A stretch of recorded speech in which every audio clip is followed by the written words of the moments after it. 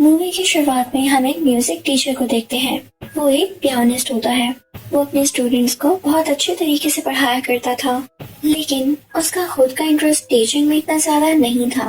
वो एक music club को ज्वाइन करना चाहता था। अब आज के दिन इस स्कूल की प्रिंसिपल जिसमें वो जॉब कर रहे हैं उसे बुलाती हैं। वो उसे बताती हैं कि तुम परमानेंट हो चुके हो। एक्सपेक्टेडली जोई को तो खुश होना चाहिए था कि उसका स्टेटस परमानेंट हो गया है, लेकिन वो इस बात से जरा खुश नहीं होता। अब जोई घर जाता है और अपनी मदर से बात करता है। वो अपनी माँ को बताने लगता है कि स्कूल में मेरी जॉब परमानेंट हो गई है, जिसको सुनकर उसकी माँ बहुत ज्यादा खुश हो जाती हैं। पर जोई उनसे कहता है, आप क्यों खुश हो रही हैं? मेरा तो ये ख्वाब नहीं है। उसकी माँ उसे बताती है कि तुम वहाँ भी तो म्यूजिक ही टीच कर रहे हो ना। वो उसे समझाने की काफी कोशिश करती है, जिसके बाद जोई थोड़ा थोड़ा मान जाता है।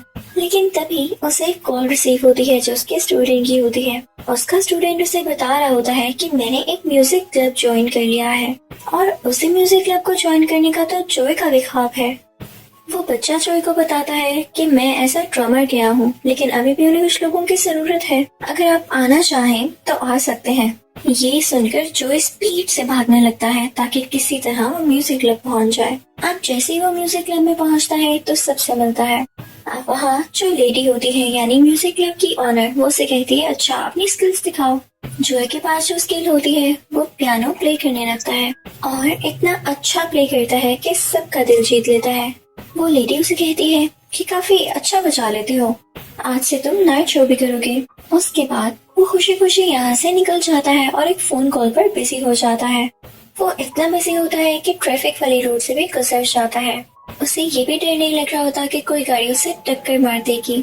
अब इसी तरह से वो चल रहा होता है, लेकिन उसका ध्यान इस तरफ नहीं जाता कि जहाँ वो पढ़ रहा है वहाँ पर एक मैनहोल का कवर नहीं है। जोई उसमें जा गिरता है। अब उसमें गिरने के बाद उसकी डेथ हो जाती है। वो एक सोल में बदल जाता है और उसका कलर ब्लू होता है। जिस जगह वो पहुंचता है वो काफी डार्क होती है। वहाँ बहुत अंधेरा होता है, कुछ भी नहीं दिख रहा होता। तभी जोई की सोल को अपने सामने एक बड़ा सा बॉल दिखाया जाता है। उसमें से ढेर सारी रोशनी निकल रही होती है और उसकी तरफ कुछ स्टेयर्स जा रही होती है। इस जगह का नाम द ग्रेट बियॉन्ड होता है, यानी यहाँ बाद की जिंदगी होगी। अब ठीक से तो हमें आगे जाके पता चलेगा कि इसके अंदर है क्या। जोई की सोल उसकी तरफ बढ़ने लगती है, लेकिन डरकर वापस आ जाती है। वहाँ पर और भी सोल्स होती हैं। जोई उनसे बात करने लग जाता है। अब वो सोल्स उन्हें बताती हैं कि हम भी यहाँ काफी अरसे से हैं, हम में भी उस ग्रेट बियॉन्ड तक जाने की हिम्मत नहीं होती। और उन बाकी सोल्स में से तो एक बूढ़ी सोल भी होती है जो कि 106 साल से यहाँ पर ही है। अब जोई वहाँ से दूर चला जाता है। वो एक किस्म का गार्डन लग रहा होता है। अब वहाँ पर छोटी छोटी सोल्स होती हैं जो जोई को तंग करने लगती हैं। जोई उनसे कहता है, मुझे परेशान नहीं करो, हट जाओ यहाँ से। पर तभी वहाँ पर एक और सोल आ जाती है जो उन सबसे डिफरेंट और बड़ी थी। वो एक सोल ट्रांसलेटर होती है। जोई उससे पूछने लगता है कि ये कौन सी जगह है। तो ट्रांसलेटर उसे बताती है कि ये द ग्रेट बिफोर है। यहाँ पर सारी छोटी सोल्स होती हैं जिन्होंने दुनिया में भी जाना होता है। और इसी जगह पर एक पोर्टल भी है जिसके नीचे जमीन है, यानी हमारा प्लैनेट अर्थ है। वहाँ से सारी छोटी सोल्स यानी बेबी सोल्स उस पोर्टल की तरफ जंप लगा रही होती हैं। अब जोई भी इस उम्मीद के साथ वहाँ से जंप लगा देता है कि शायद अर्थ इसे एक्सेप्ट कर ले, लेकिन ऐसा नहीं होता। वो रिपेल हो जाता है। अब बार बार करता है कि शायद किसी बार वो अर्थ में चला जाए, लेकिन वो हर बार रिपेल हो जाता है। अब ट्रांसलेटर उसे कहती है कि सिर्फ एक ही तरीका है कि तुम इन सोल्स के साथ दुनिया में चले जाओ, तुम इन्हीं किसी सोल के मेंटोर बन सकते हो। जोई कहता है कि अच्छा, अगर मैंने ऐसा ना किया तो ट्रांसलेटर उसे बताती है, तो फिर तुम्हें द ग्रेट बियॉन्ड में ही जाना पड़ेगा।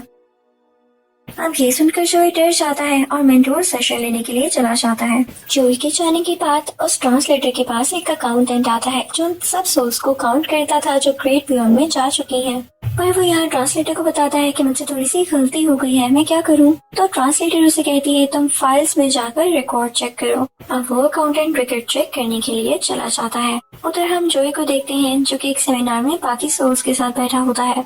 अब सेमिनार स्टार्ट होता है और उनको बताया जाता है कि कैसे मेंटोर बनना चाहता है, और आपको एक एक पार्टनर दिया जाएगा जिसके साथ मिलकर आप सब सीखेंगे। वहाँ पर बताया जाता है कि आप न्यू सोल के मेंटोर तभी बन सकते हैं जब आपका स्पार्क पूरा हो, यानी आप इस काबिल हो कि आप नई सोल को टीच कर सकें। और वहाँ पर बैठी हुई कोई सोल भी इस काबिल नहीं होती, किसी का भी स्पार्क पूरा नहीं होता। तो अब उनसे कहा जाता है कि अगर आप ग्रेट बियॉन्ड में नहीं जाना चाहते तो इसके लिए आपका एक टेस्ट सेशन रखा जाएगा, जिसमें हम आप लोगों को मेंटोर्स देंगे, ट्रेनर्स देंगे। और अगर उनके साथ रहते हुए आपका स्पार्क पूरा हो जाता है और हमें आप इस काबिल लगते हैं कि आप दुनिया में जा सके, तो आपकी ये बात मान ली जाएगी।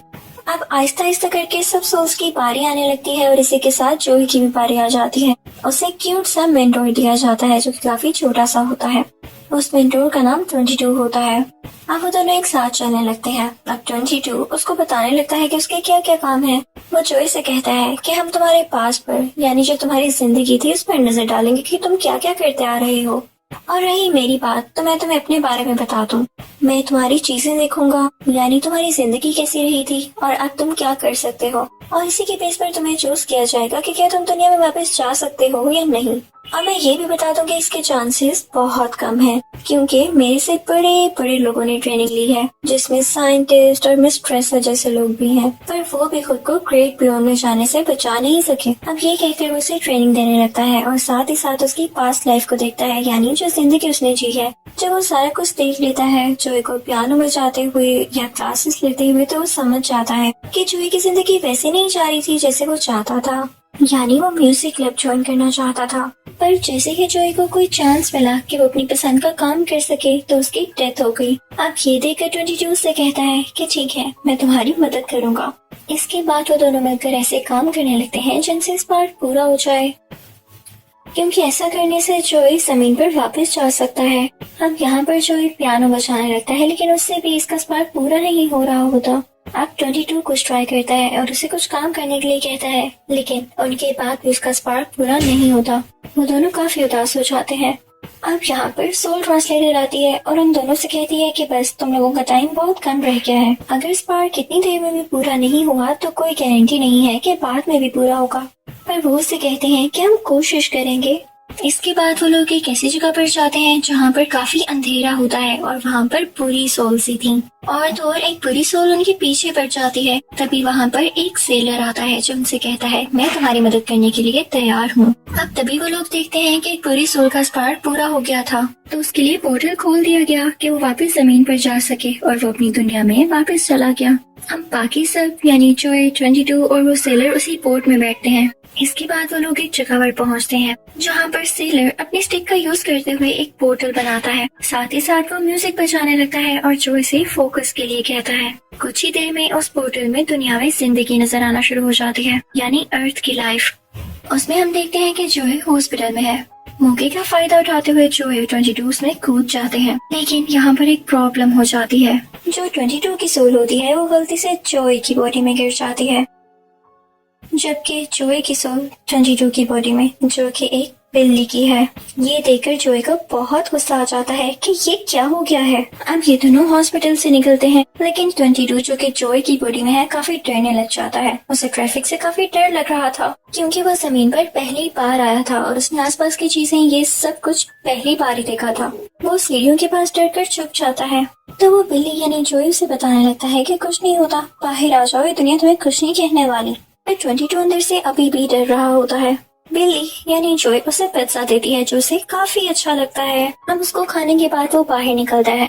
अब रास्ते में उसे म्यूजिक क्लब की ओनर देख लेती है। अब जैसे वो लोग घर पहुंचते हैं तो उसके सेल फोन पर उसी ओनर की कॉल आती है, और साथ ही साथ उसके स्टूडेंट की भी कॉल आती है, पर वो बिल्ली होने की वजह से उसे रिसीव नहीं कर पाता। फिर उसके बाद उसे उसके स्टूडेंट का वॉइस मैसेज आता है, जिसे वो सुन लेता है, और उसमें यही होता है कि म्यूजिक क्लब के ओनर ने आपको देखा है और वो शाम को आपको उसके लिए बुला रही हैं, वही शो जो आप पहले करने वाले थे। जोई खुश तो बहुत होता है, लेकिन वो बिल्ली के रूप में शो में कैसे जाता। वो 22 की सोल को मनाने लग जाता है। इसके बाद 22 मान जाता है और वो लोग तैयारियों में लग जाते हैं।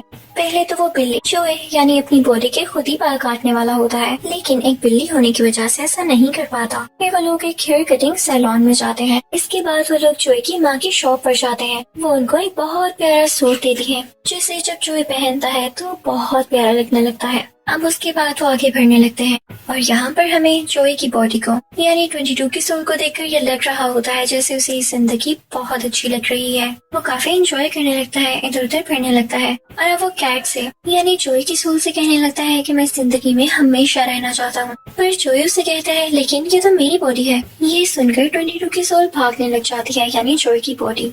जोई यानी कैट उसके पीछे भागने लग जाता है। अब रास्ते में ही हम उस अकाउंटेंट को देखते हैं जो उस दुनिया से इस दुनिया में आ चुका है, इन दोनों को सोल्स की दुनिया में वापस ले जाने के लिए, क्योंकि उसे पता चल गया था कि जो गलती उसे हुई थी वो जोई की सोल को काउंट ना करना था और अब वो उसे ही वापस लेने आया है। अब इस चीज के लिए उसने जगह जगह पर पोर्टल्स बिछाए हुए हैं। अब जब कैट और जोई की बॉडी भाग रहे होते हैं तो उसी पोर्टल पर आ गिरते हैं और सोल्स की दुनिया में वापस चले जाते हैं। ये लोग द ग्रेट बिफोर में पहुंच जाते हैं यानी सोल्स की दुनिया में। वहाँ पर जाकर इन दोनों में लड़ाई होने लगती है। 22 देखता है कि उसका अर्थ का स्पार्क पूरा हो गया है, पर यहाँ पर जोई की सोल कहने लगती है ये सब मेरी वजह से हुआ है। ये दुनिया में जाकर मेरी बॉडी में रहा था और जो जो काम मेरे थे ये वो करता रहा। अगर मैं अपनी ही बॉडी में जाता तो मेरा स्पार्क पूरा होता और मुझे जमीन में जाने दिया जाता।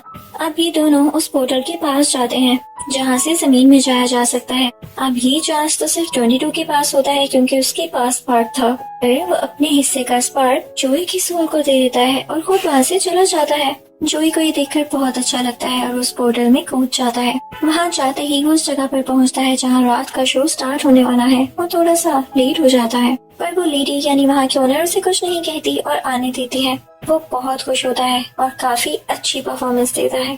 उस लेडी को जोई की परफॉर्मेंस बहुत पसंद आती है। वो उसे दोबारा आने का कहती है। पर जब जोई अपने घर जा रहा होता है तो रास्ते में वो 22 को बहुत मिस करता है और घर जाकर वो चीजें देखता है जो 22 ने बिखेरी होती हैं और उसकी फेवरेट चीजें भी यानी पिज्जा और डोनट वगैरह। वो डिसाइड करता है कि वो 22 यानी अपने मेंटोर से दोबारा मिलेगा और साथ ही साथ उसकी फेवरेट चीजें भी लेकर जाएगा। अब वो एक जगह बैठ जाता है और आंखें बंद करके सोचने लग जाता है। वो दोबारा से सोल्स की दुनिया में चला जाता है और उसी सेलर से मिलता है। सेलर उसे बताता है कि 22 तो एक बुरी सोल बन चुका है। वो काफी उदास रहने लगा है। उसे अब फर्क नहीं पड़ता कि वो अच्छी सोल बने। ऐसे लगता है जैसे उसने सब कुछ हार दिया हो। अब जोई की सोल 22 से मिलने जाती है। वो जैसे उसे देखता है तो एक डार्क सोल होती है। वो जोई की सोल से दूर भाग रही होती है लेकिन जोई उसे मनाने की कोशिश करता है और अपने साथ उसी पोर्टल के पास ले आता है जहाँ से दुनिया में जाया जा सकता है। पर उनके पास एक ही अर्थ स्पार्क होता है और उसको सिर्फ एक ही सोल यूज कर सकती है।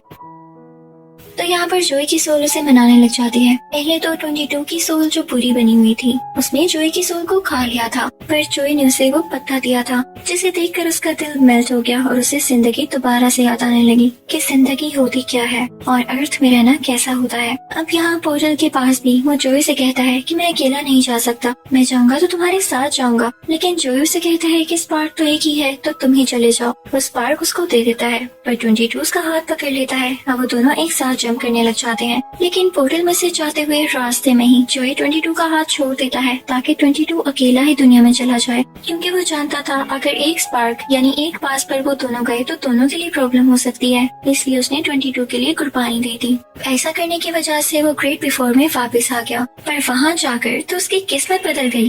ट्रांसलेटर ने उसे दुनिया में जाने की परमिशन दे दी। इसके बाद जोई की सोल भी खुशी से जमीन पर चली जाती है और अब वो खुद से प्रॉमिस करता है कि वो अपनी जिंदगी ऐसे जिएगा जैसे जिंदगी बहुत कम है। वो अपनी जिंदगी का हर पल यादगार बनाएगा और अपने एम्बिशंस को भी पूरा